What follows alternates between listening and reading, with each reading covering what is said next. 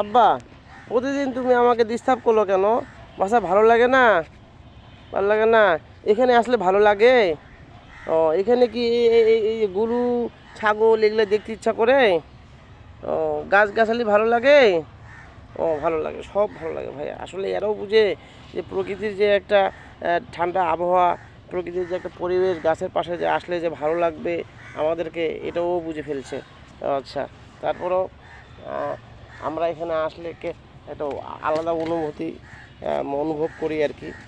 হ্যাঁ, এই জন্য আমাদেরকে আসতে হবে। আর গাছের সঙ্গে আমাদের একটা আলাদা সম্পর্ক আছে। গাছ তো আমাদের অক্সিজেন দেয়, এটা সবাই জানেন।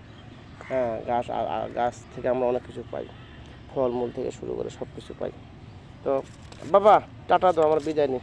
সকলকে টাটা দাও, ভালো থাকবেন, সুস্থ থাকবেন। বলো, আমরা দুই বাপ বেটা যদিও বাপ ছেলে, আমরা বন্ধু। বলো, আমরা বন্ধু।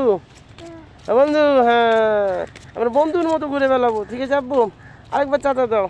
টাটা আঙ্কেলটা, টাটা। আমাদেরকে লাইক কমেন্ট করবেন, বলো, লাইক কমেন্ট করবেন, ঠিক আছে?